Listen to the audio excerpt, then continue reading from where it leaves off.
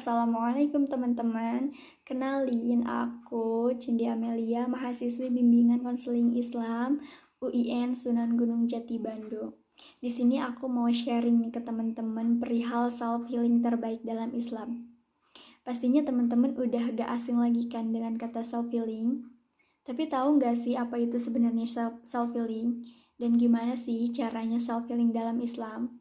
Nah, sebelum membahas lebih jauh lagi mengenai self-healing dalam Islam, aku mau ngasih tahu dulu nih ke teman-teman bahwasannya berdasarkan riset kesehatan dasar tahun 2018 menunjukkan lebih dari 19 juta penduduk berusia lebih dari 15 tahun mengalami gangguan mental emosional. Dan lebih dari 12 juta penduduk berusia lebih dari 15 tahun mengalami depresi loh teman-teman. Selain itu, berdasarkan sistem registrasi sampel yang dilakukan oleh Badan Litbangkes tahun 2016, diperoleh juga data bunuh diri per tahun sebanyak 1.800 orang. Itu per tahun, teman-teman. Artinya, setiap hari ada 5 orang yang melakukan bunuh diri.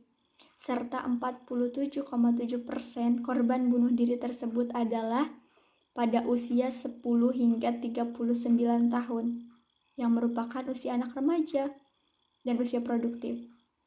Nah, dalam hal ini, Direktur Pencegahan dan Pengendalian Masalah Kesehatan Jiwa dan Nafza, Dr. Celestinus, mengatakan juga bahwasannya untuk saat ini Indonesia memiliki prevalensi orang dengan gangguan jiwa sekitar 1 dari 5 penduduk. Dan 1 dari 5 orang ini memiliki pemikiran tentang lebih baik mati. Artinya sekitar 20% populasi di Indonesia itu memiliki potensi-potensi masalah gangguan jiwa. Nah, dari sini perlu teman-teman ketahui bahwasannya banyak sekali loh penyebab umum dari gangguan mental atau gangguan jiwa yang berujung depresi. Di antaranya insecurity, quarter life crisis, self-comparing atau hobi membandingkan diri sendiri, kurangnya motivasi, body image, dan sebagainya. Nah, kabar baiknya semenjak pandemi COVID-19 ini, orang-orang yang aware terhadap kesehatan mental mulai meningkat nih teman-teman. Sejak tahun 2020 telah ada pertumbuhan pencarian informasi mengenai kesehatan mental. Hal ini mengakibatkan orang Indonesia beralih ke internet untuk menemukan cara untuk memprioritaskan diri and improve quality of life. Ada sekitar 70% lonjakan penelusuran terkait kesehatan mental, serta kenaikan 55% dalam penelusuran terkait dengan apa itu anxiety, dan juga 45% pertumbuhan pencarian terkait self-care. Nah, dalam hal ini, Islam juga memandang kesehatan mental sebagai suatu kemampuan diri individu dalam mengelola fungsi-fungsi kejiwaan dan terciptanya penyesuaian dengan diri sendiri, orang lain, maupun lingkungan sekitarnya secara dinamis berdasarkan Al-Quran dan As-Sunnah sebagai pedoman hidup menuju ke kebahagiaan dunia dan akhirat. Nah, berbicara mengenai kesehatan mental nih teman-teman, yang saat ini sedang hangat dibicarakan oleh kaum muda ialah mengenai self-healing. Benar nggak nih teman-teman?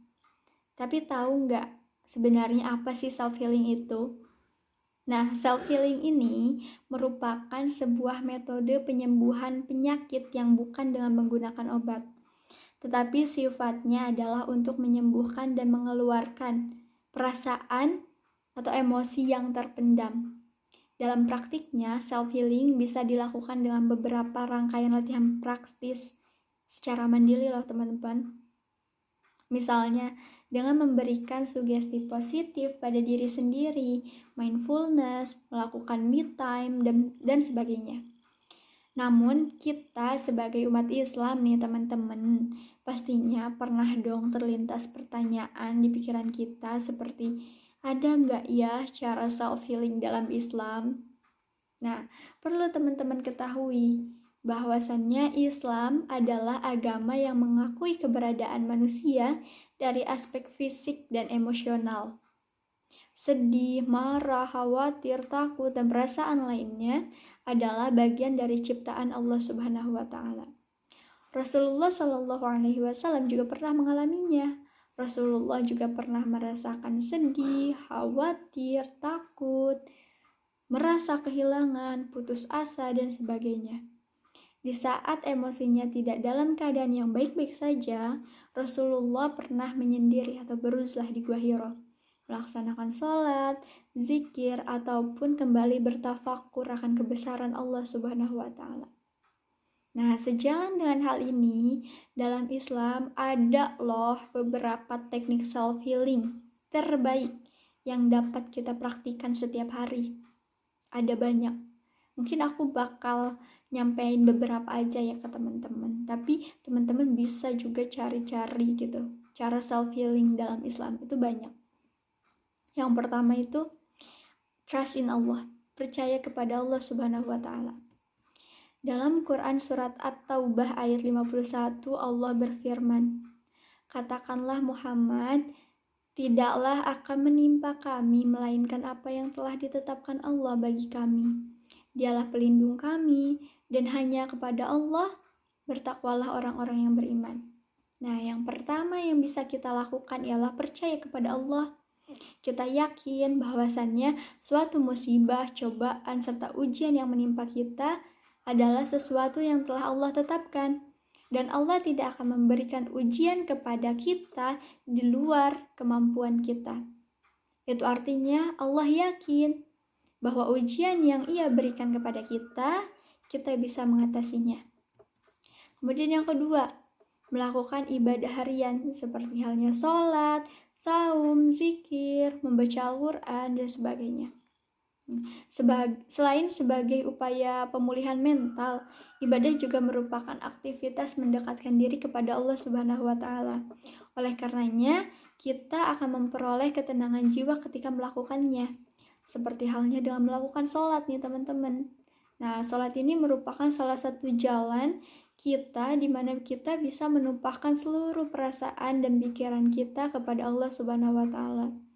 Allah mendengar seluruh doa-doa dan keluh kesah hambanya. Dengan sholat yang dilakukan sesuai dengan tuntunan Rasulullah, hati dan pikiran kita yang sedang kacau akan menjadi lebih tenang. Begitu juga dengan membaca Al-Quran dan berzikir. Dalam Quran surah Ar-Rod ayat 28 Allah berfirman, orang-orang yang beriman dan hati mereka menjadi tentram dengan mengingat Allah. Ingatlah, hanya dengan mengingat Allah lah hati menjadi tentram. Nah, selain itu juga saum. Saum juga merupakan sarana latihan untuk menguasai dan mengontrol motivasi atau dorongan emosi, serta menguatkan keinginan untuk mengalahkan hawa nafsu dan syahwat. Seseorang yang berpuasa akan memiliki perasaan dan sikap peka secara sosial di masyarakat, dan hal ini dapat melahirkan rasa kedamaian dan kelapangan jiwa. Melalui ibadah, seperti halnya sholat, berzikir, saum yang tadi aku sampaikan, nah kepribadian seseorang akan terbimbing dalam menyikapi berbagai persoalan hidup dan tidak mudah putus asa bila mengalami kegagalan. Nah, kemudian yang ketiga nih teman-teman, positive thinking atau berprasangka baik. Nah, dalam penggalan Quran surah Al-Baqarah ayat 216, Allah berfirman, boleh jadi kamu tidak menyukai sesuatu padahal itu baik bagimu, dan boleh jadi pula kamu menyukai sesuatu padahal itu tidak baik bagimu. Nah, Allah mengetahui, sedang kamu tidak mengetahui. Nah, dalam hal ini kita perlu memiliki prasangka yang baik, teman-teman, bahwasannya segala sesuatu yang kita hadapi adalah yang terbaik untuk kita. Kuncinya, be kind to your mind. Nah, kemudian yang keempat, teman-teman, dukungan sosial. Allah juga berfirman dalam Quran surat Al-Maidah ayat 2, bahwasannya, dan tolong menolonglah kamu dalam mengerjakan kebajikan dan takwa, dan jangan tolong menolong dalam berbuat dosa dan permusuhan. Bertakwalah kepada Allah, sungguh Allah sangat berat siksaannya. Nah, mulai saat ini teman-teman pilih untuk memfokuskan waktu, energi, dan percakapan di sekitar orang-orang yang menginspirasi kalian, mendukung kalian, dan membantu kalian untuk tumbuh menjadi diri kalian yang paling bahagia, terkuat, dan bijaksana. Pilih orang dan lingkungan yang membuat kalian merasa aman, dan aman. Selain diri kalian sendiri, dukungan sosial juga dapat membantu kita untuk senantiasa menjaga kesehatan kita loh, kesehatan mental, maksudnya kesehatan mental kita. Dan tentunya lingkungan sosial kita bergantung pada pilihan kita sendiri. Nah, mungkin tadi sudah ada 4 teknik self healing dalam Islam yang menurut aku terbaik yang bisa dipraktikkan dalam kehidupan sehari-hari. Mungkin itu saja teman-teman yang bisa aku sampaikan mengenai beberapa cara atau teknik self healing terbaik dalam Islam.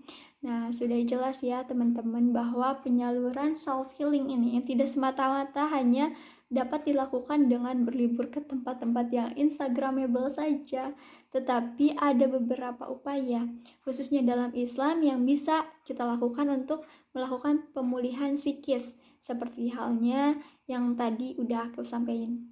Nah, self healing ini adalah salah satu upaya agar mental kita tetap sehat loh teman-teman, sehingga mampu untuk terus berkembang, tumbuh dan matang, menerima tanggung jawab, menemukan penyesuaian dalam berpartisipasi dalam memelihara aturan sosial dan tindakan dalam agama dan budaya. So, kesehatan mental penting bagi umat muslim agar bisa menjalankan perannya dengan baik sebagai seorang hamba.